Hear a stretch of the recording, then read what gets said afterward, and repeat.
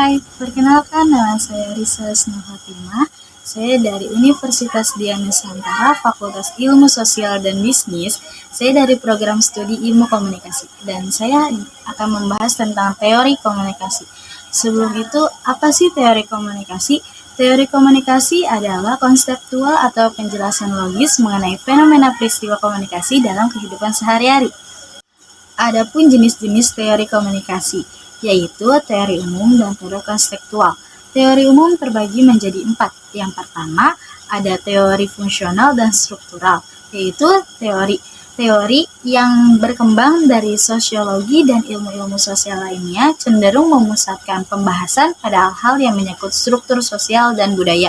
Dan yang kedua, ada teori behavioral dan kognitif, yaitu teori yang berkembang dari psikologi dan ilmu-ilmu behavioris lainnya cenderung memusatkan pembahasan pada diri manusia secara individual. Dan yang ketiga, ada teori konvensional dan interaksional, yaitu teori yang melihat struktur sosial sebagai interaksi dan produk.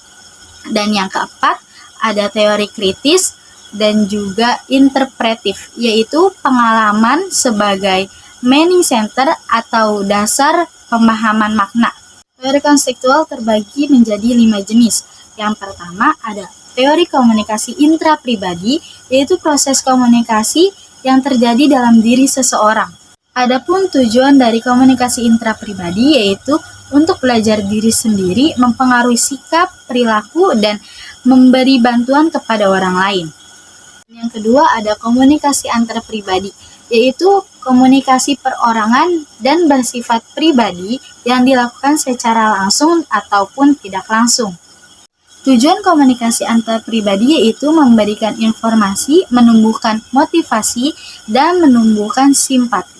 Jenis-jenis teori komunikasi antar pribadi yaitu perkenalan, persahabatan, dan keakraban. Ketiga ada komunikasi kelompok. Komunikasi kelompok adalah komunikasi yang berlangsung antara seorang komunikator dengan sekelompok orang yang jumlahnya lebih dari 2. Komunikasi kelompok memiliki 2 karakteristik. Yang pertama ada norma, yaitu persetujuan atau perjanjian tentang bagaimana orang-orang dalam suatu kelompok berperilaku satu dengan yang lainnya. Dan yang kedua ada peran.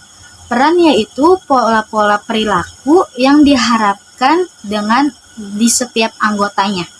Komunikasi kelompok terdapat 3 tipe kelompok. Yang pertama, kelompok belajar, yang kedua, kelompok pertumbuhan, dan yang ketiga, kelompok pemecahan masalah. Dan yang keempat, ada komunikasi organisasi.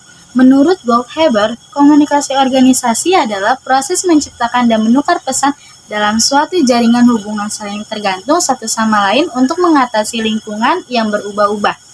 Komunikasi organisasi memiliki 6 gaya komunikasi. Yang pertama ada controlling style, bersifat mengendalikan, dan yang kedua ada equalitarian style, bersifat 2 arah dengan landasan kesamaan, dan yang ketiga ada structural style, bersifat terstruktur, dan yang keempat ada dynamic style, cenderung agresif dan berorientasi pada tindakan. Kelima ada relinquishing style, yaitu menerima gagasan dari orang untuk memberikan perintah.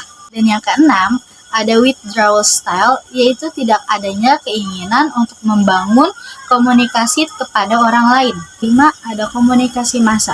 Komunikasi melalui media massa atau media cetak dan elektronik, artinya sebuah komunikasi dapat dikatakan sebagai komunikasi massa apabila dihasilkan dari saluran teknologi-teknologi modern.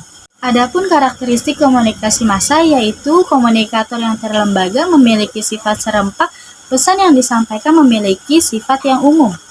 Dan jenis-jenis komunikasi massa yaitu iklan, jurnalisme, dan media sosial. Dari teori-teori yang sudah saya jelaskan, menurut saya teori yang paling berkesan adalah teori komunikasi intrapersonal karena mampu berdialog dengan diri sendiri dan berarti mampu mengenal diri sendiri, suatu hal yang penting bagi seseorang untuk mengenal diri sendiri. Menurut saya, selama mengajar di kelas, dosen menyampaikan materi jelas dan menggunakan bahasa sederhana, diselingi dengan pengalaman cerita beliau dan pembahasan isu-isu yang hangat. Sekian pembahasan dari saya. Terima kasih atas perhatiannya. Assalamualaikum warahmatullahi wabarakatuh.